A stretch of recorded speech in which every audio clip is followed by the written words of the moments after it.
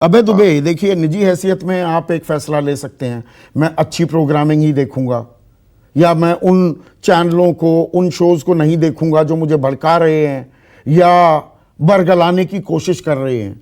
पर यहां पर देखिए, सवाल शुरू हुआ है सरकार से।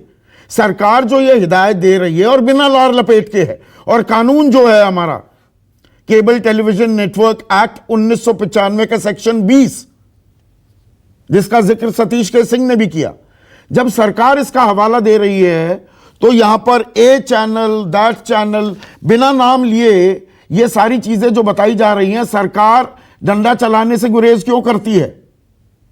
यहां पर कोई लक्ष्मण रेखा या पत्रकारों के अधिकारों का कोई हनन का मामला थोड़ा है। अगर कोई भड़काएगा, उकसाएगा, सनसनीखेज भ्रामक खबरें देगा, मनगढ़ंत खबरें परोसेगा, तो उस पर कार्रवाई की जानी चाहिए। तो इसमें दिक्कत क्या है? या दरअसल यहां पर खेल ये हो गया कि बहुत से ये चैनल्स, ये तो सरकार के प्यारे थे, ये सोच रहे थे सरकार को अच्छा लगेगा कि हम ऐसा चलाएंगे। यहां उल्टा खेल हो गया, सरकार ने उन्हीं को पेल दिया, हिदायत दे दी। संदीप जी, सरकार ने किसी को नहीं पेला। ये अगर हम लोग मानेंगे तो हम लोग मुगालते में रहेंगे। ये जो हिदायत है, ये जो एडवाइजरी है, पूरी तरीके से आप मुंह देखी एडवाइजरी है, खाना पूरी है। और इसका मैं आपको एक बिल्कुल ताजा उदाहरण बताता हूं, जो कि मेरा अपना निजी अनुभव है। अभी 4 दिन पहले मुझे एक सम्मानित चैनल से टेलीफोन आया कि आपको हमारे साथ बहस में भाग लेना है, समाज में असहिष्णुता बढ़ती जा रही है, इसके ऊपर हम लोग चर्चा करेंगे। तो मुझे बहुत अच्छा लगा कि भाई समाज में असहिष्णुता बढ़ती जा रही है, लोग एक दूसरे की बात बर्दाश्त नहीं कर रहे हैं, इससे सांप्रदायिकता भड़क रही है, इसके ऊपर चर्चा होगी। मैं उस चैनल की बहस में गया तो वहां पर एक ऐसा संगठन जो राष्ट्रीय स्तर का संगठन है और राष्ट्रीय स्तर का सबसे बड़ा संगठन है, अपने आप को सांस्कृतिक संगठन कहता है और आजकल सत्ता में है, भारतीय जनता पार्टी उसकी राजनीतिक भुजा है, उस संगठन का प्रतिनिधि जो कि सुप्रीम कोर्ट में वकील भी है, वो वहां संगठन की नुमाइंदगी कर रहा था। उसने बात अपनी कहां से शुरू की? उसने अपनी बात यहां से शुरू की कि मैं गोलमोल बातें करने यहां पर नहीं आया हूं, आप लोग गोलमोल बातें कर रहे हैं, मैं साफ बात करूंगा। और साफ बात यह है कि एक जो धार्मिक पुस्तक है उसके अंदर दुष्टतापूर्ण बातें लिखी हुई हैं दूसरे धर्मों के खिलाफ, इसलिए इस धार्मिक पुस्तक की जब तक निंदा नहीं की जाएगी तब तक की समस्या का हल नहीं हो सकता। उसने साफ तौर पर कहा कि इस धार्मिक पुस्तक के जो अनुयायी हैं वो अनुयायी भी दुष्टतापूर्ण हैं, समस्या असली वहां पर है।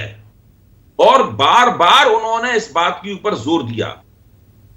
और उस टीवी चैनल, उस कार्यक्रम के एंकर ने बाद में उसी सांस्कृतिक संगठन के प्रवक्ता की, जो गोलमोल बातें नहीं कर रहा था और हम लोगों पर गोलमोल बातें करने का आरोप लगा रहा था, उसी के सिद्धांत को, उसका जो एम्फेसिस था, यानी जो बात वो कहना चाहता था, उसका समर्थन किया।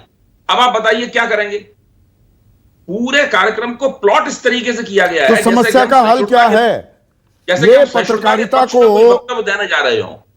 अब आप कैसे, अब या तो आप ये तय कर लीजिए कि हम टीवी चैनलों की बहस में जाएंगे ही नहीं, हम केवल प्रिंट मीडिया में लिखेंगे, या एक दो जिन मित्रों के बारे में हमें व्यक्तिगत रूप से जानकारी और विश्वास है कि ये लोग इस तरह का छल आपके साथ नहीं करेंगे, वरना बहुत ही मुश्किल है। नहीं अबे दुबे, ये एस्केपिस्ट जो है ना, एक सेकंड सुकेश, ये एस्केपिज्म, मैं इसका कतई पैरोकार नहीं हूं कि जी टीवी बुरा है तो टीवी देखना बंद कर दो।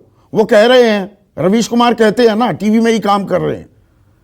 अरे भाई, मैं टीवी में काम करता हूं, टीवी की जो कमजोरियां हैं, गलतियां हैं, त्रुटियां हैं, हम उसके बारे में बोलेंगे भी, चर्चा भी करेंगे, उसका सुधार करने की कोशिश करेंगे। वो होता दिख रहा है क्या?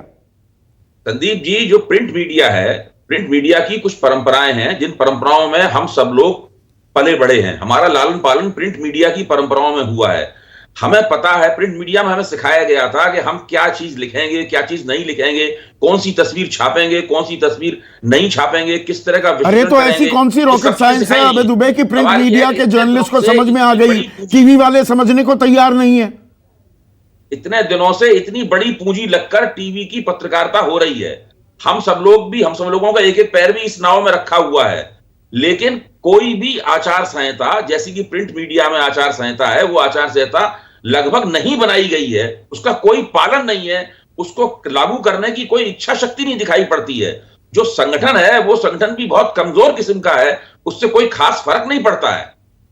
सुखेश अब इंटरवीन कर रहे थे। एक सेकंड अब है, मैं दो चीजें कहना चाहता हूं जो अभय जी कह रहे थे प्रिंट मीडिया के बारे में। एक मिनट अब है। हाँ, लेकिन सरकार का जो सांस्कृतिक प्रवक्ता है, बीच में ऐसे मत वीडियो हटाया कीजिए पीसीआर। जो चलिए, अभय जी कह रहे थे कि उसे ही बढ़ा रहा हूं अभय। तो ये इतना बदलाव जो आया है, ये आ गया, ये अब परमानेंट फीचर है, इसको हम कड़वी हकीकत के तौर पे कबूल कर लें। देखिए हमारे साथी जो बात कह रहे हैं उस सबसे सहमत होते हुए एक बात जो रह जा रही है वो मैं दर्ज करना चाहता हूं आपके कार्यक्रम का लाभ उठाकर, और वो ये है कि पत्रकारिता का और सरकार का संबंध हमेशा ही एक दूसरे पर निर्भर रहा है।